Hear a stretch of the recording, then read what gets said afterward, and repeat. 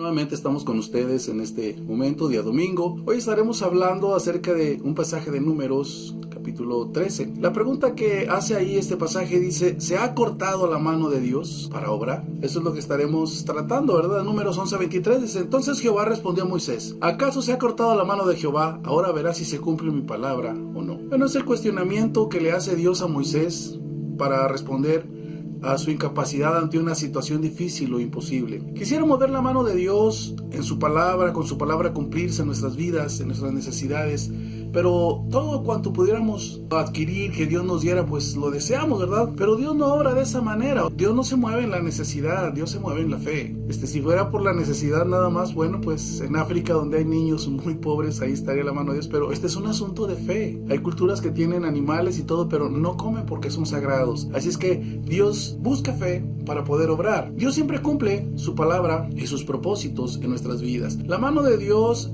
su palabra al cumplirse, no es un capricho nuestro, es parte de la persona misma de Dios, parte de Dios mismo, sus propósitos, sus planes.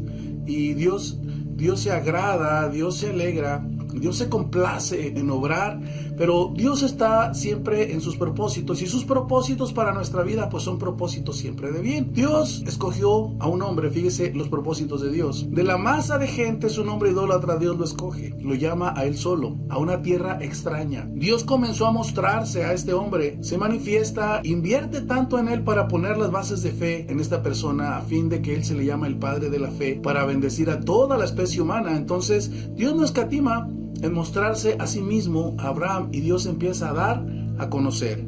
La segunda etapa que Dios tiene en su propósito: Dios unificó un pueblo hebreo mediante lazos de parentesco como una nación, de lo cual ellos siempre han estado orgullosos de ser el pueblo de Dios. En lo que compartían en ese tiempo, después de Abraham, Dios conforma una nación, pero empiezan a compartir un propósito también ahí, ¿verdad? Hay una presión común. Ellos cayeron en esclavitud en lo que ellos compartían, ¿verdad? En lo que el Dios de sus padres les responde en medio de su esclavitud como un Dios vivo. Los unifica como nación.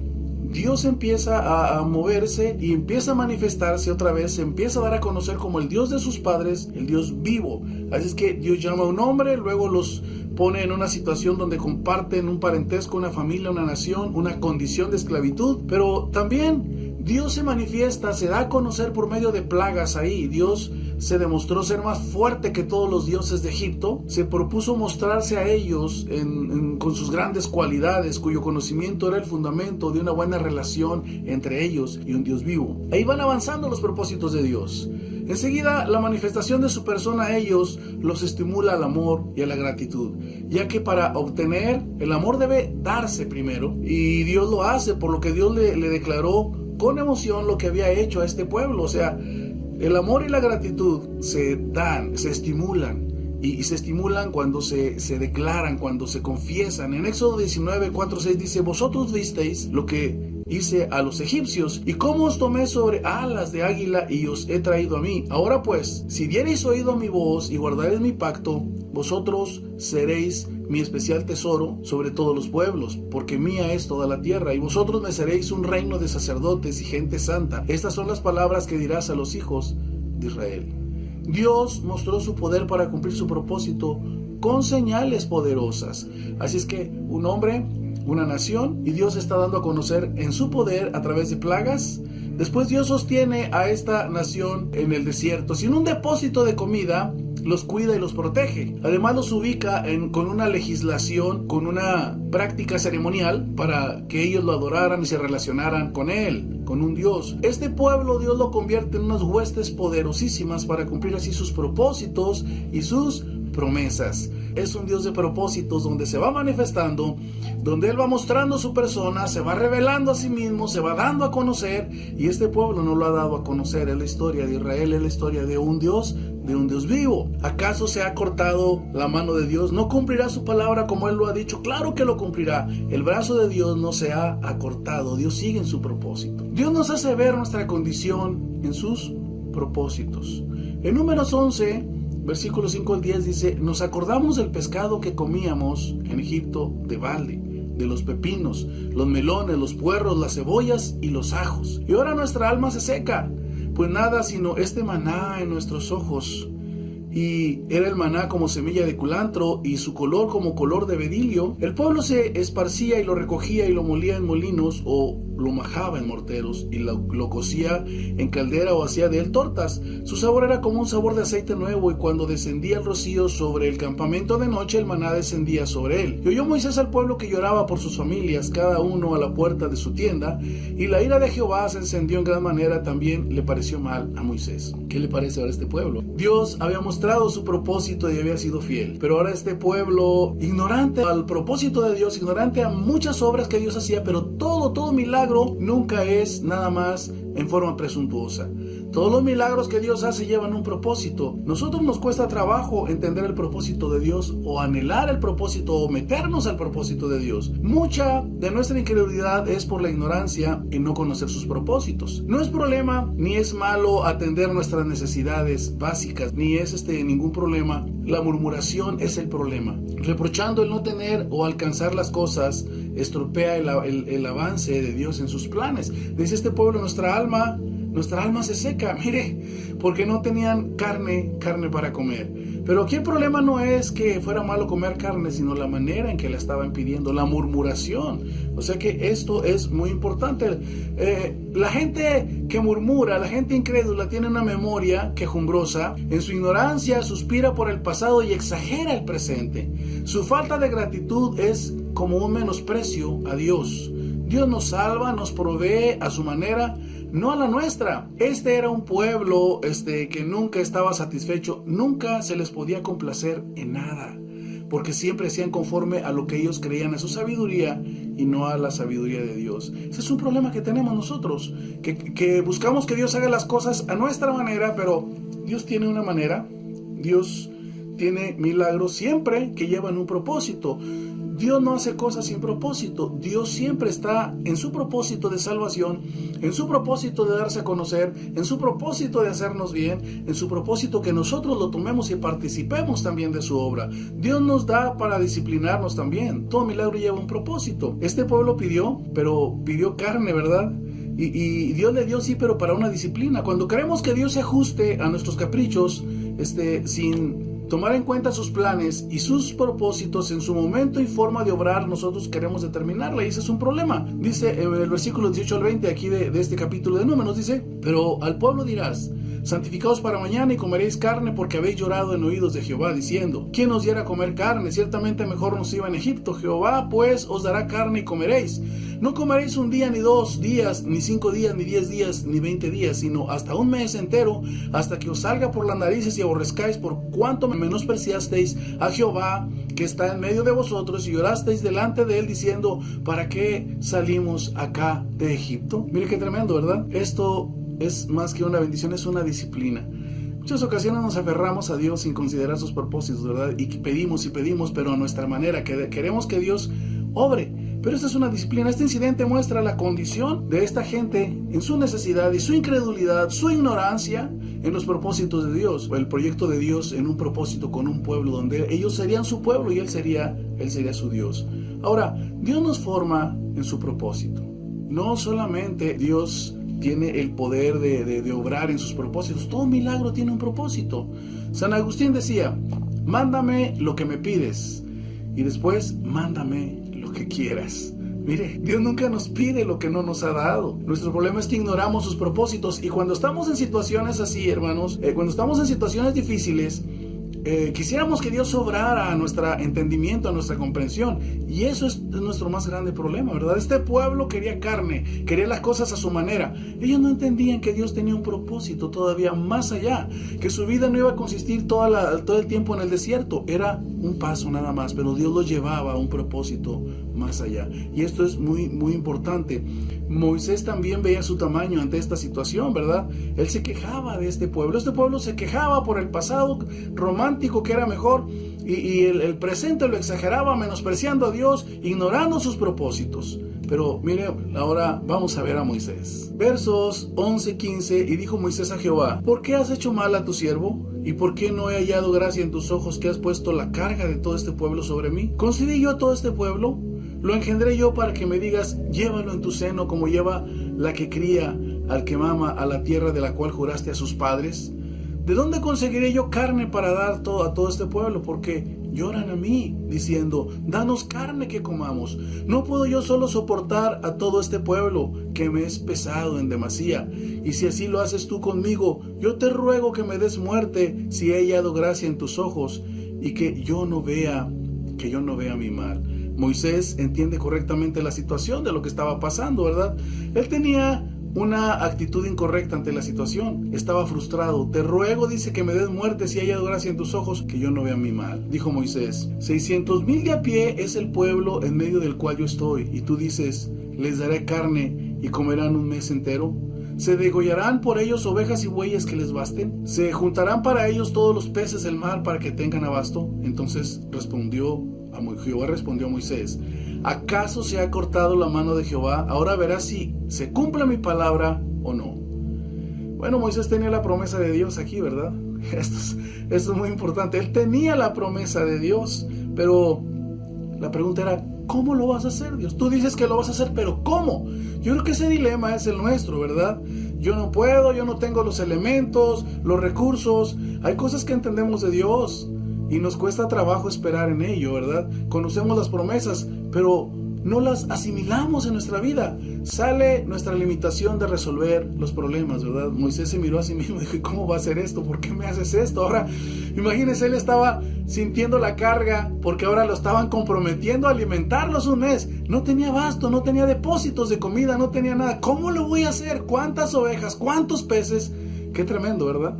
Cuando enfrentamos una situación, necesitamos confiar en Dios. Dios no hará milagros para llevar a cabo nuestras intenciones o la manera nuestra. Dios hará milagros para llevar a cabo sus propósitos, pero nos cuesta trabajo, ¿verdad?, conformarnos con las formas que Dios tiene. Cuando estamos en un problema, nosotros no soltamos nuestras ataduras de incredulidad, ¿verdad? Porque queremos las formas nuestras, no las formas de Dios. Ese es el dilema grande que tenemos, ¿verdad? Estamos atravesando por una situación y estamos viviendo momentos difíciles, situaciones que afectan nuestra salud, situaciones que afectan nuestra relación con los demás, situaciones que afectan nuestra vida, situaciones que nos están cargando.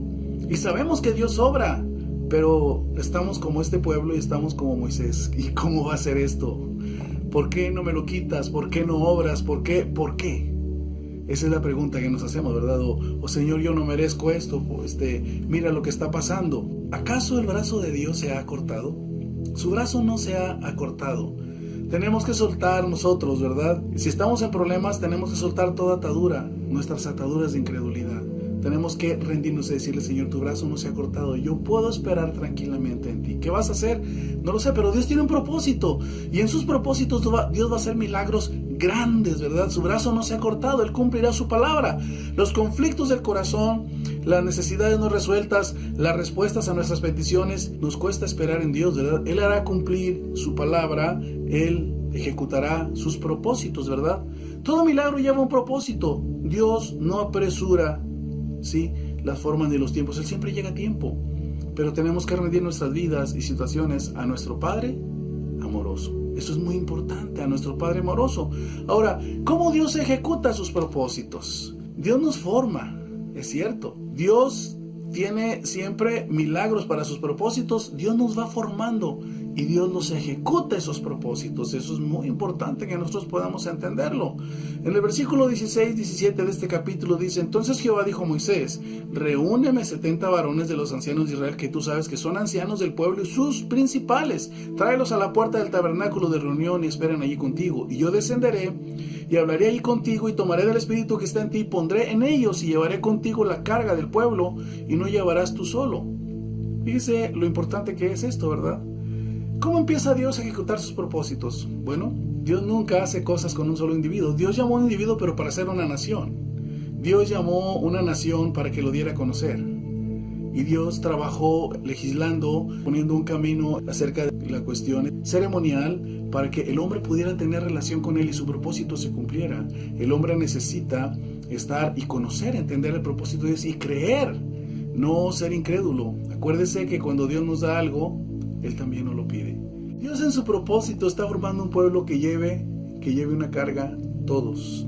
Que entendamos que la obra de Dios concierne a todos, no nada más al pastor, no nada más a ciertas gentes. O sea, esta carga es de todos. Dios ejecuta su propósito a través de un pueblo, de una nación que Él se forma, de un linaje que Él levanta, ¿verdad? De un pueblo de sacerdotes. Ahora en Cristo todo mundo tiene un sacerdocio. Ahora todo mundo tiene el compromiso de reconciliar al hombre con Dios y dar un mensaje de salvación, de buenas nuevas, ¿verdad? Esa gente que acudió, que Moisés llamó a esos 70, tenían un mismo sentir, un deseo de servir. Era un reino de sacerdotes, lo leíamos ahorita, que estaban dispuestos a edificar en amor, con un deseo de amar a Dios, de obedecerle y buscar su presencia. Servir nosotros con una conducta que muestre su vida. Estos 70 eran de buena conducta y eran con sabiduría. La gente sabia es la que se profundiza en la palabra. Fuera de la palabra, dice la Biblia que la palabra hace sabio al sencillo. Entonces la sabiduría viene de Dios siempre, ¿verdad? Esta gente debería tener la misma visión, el mismo corazón, el mismo espíritu que había en Moisés. Aunque la actitud de Moisés ante el problema no era correcta, pero su acción de llevar el problema a Dios era acertada. Y él llevó la carga ante Dios y no la cultivó en su mente ni en su corazón. Dios responde tratando los corazones dispuestos. Los equipa con su espíritu, trata el corazón y nos da una visión para servir y formar una actitud de fe, de confianza en Él. Dios no tiene casualidades. Si estamos atravesando una situación, quiero recordarle que el brazo de Jehová no se ha acortado, que el poder de Jesucristo, Él es el mismo ayer, hoy, por siempre. Él cumplirá su palabra, aunque nos cueste trabajo en ocasiones entenderlo, ¿verdad? Sabemos lo que la palabra dice, pero quisiéramos que lo hiciera, pero ya a nuestra manera. Dios nunca llega tarde. Sigamos leyendo. El versículo 25-29 dice: Entonces Jehová descendió en la nube y le habló, y tomó del espíritu que estaba en él y lo puso en los 70 varones ancianos, y cuando posó sobre ellos el espíritu profetizaron y no cesaron. Y habían quedado en el campamento 2 varones llamados, uno Eldad y el otro Medad, sobre los cuales también reposó el espíritu. Estaban estos entre los inscritos, pero no habían venido al tabernáculo y profetizaron en el campamento. Y corrió un joven y dio aviso a Moisés y dijo: Eldad y Medad profetizan en el campamento. Entonces respondió Josué, hijo de Nun, ayudante de Moisés, uno de sus jóvenes, y dijo: Señor mío Moisés, impídelos. Y Moisés le respondió: ¿Tienes tú celos por mí? Ojalá todo el pueblo de Jehová fuese profeta y que Jehová pusiere su espíritu sobre ellos. Bueno, la señal de aprobación aquí de parte de Dios es que ellos profetizaron, ¿verdad? Dios repartió ese mismo espíritu. Dios lo repartió, no fue Moisés. Dios lo repartió en gente que deseaba y le gustaba comprometerse a servir. No había lugar ahí para la envidia ni los celos en ese mover. Qué bueno que todos tengamos ese espíritu de servir en sus propósitos. ¿Cuál es el momento en que estamos? ¿Necesitamos un milagro en nuestra condición? ¿Cuál es ese momento? ¿Cómo están nuestras vidas? Dios se ha propuesto levantar un pueblo que le sirva, una nación de sacerdotes que le proclame, un linaje que muestre su identidad, la identidad de su Padre espiritual, en su carácter. Mi pregunta es: ¿acaso se ha acortado la mano de Dios? Ahora, Él dijo: ahora verás si mi palabra se cumple. Nosotros podemos estar confiando en el Señor. Podemos confiar y esperar en Él, ¿verdad? La mano de Dios no se ha cortado. Hay palabra de Dios que nosotros sabemos, pero tenemos que soltar las ataduras y depositar nuestra vida en la mano de Dios y esperar en Él, porque la mano de Dios no se ha cortado. No seamos como este pueblo, ni la actitud que tiene Moisés, ¿verdad? ¿Cuándo lo vas a hacer? ¿Por qué nos está pasando esto? Si he hallado gracia delante de ti, quítame la vida. Nada de eso. Pero aquí lo hermoso es que Moisés llevó esta carga a Dios, y esta carga se repartió en 70. Y estos 70 fueron equipados con el mismo espíritu que Dios le había dado a Moisés, también lo puso en los 70. Y ahora el propósito de Dios sigue. Nosotros somos esa nación, ahora somos ese pueblo, y Dios quiere, sí, cumplir su propósito en nosotros. Si nos metemos al propósito de Dios, Dios se encargará de cualquier circunstancia que surja. No será otra cosa más que hacernos ver nuestra incapacidad y hacernos ver, ¿verdad?, nuestras limitantes para resolver las situaciones. Porque el brazo de Dios sigue obrando, no está acortado, está extendido obrando maravillas, está extendido con poder para librarnos y llevarnos adelante. Que el Señor le bendiga grandemente y esperamos que esta palabra sea de edificación para su vida. Ahora que la gracia de nuestro Señor Jesucristo, el amor de Dios y la participación de su Espíritu sean con ustedes. Dios les bendiga.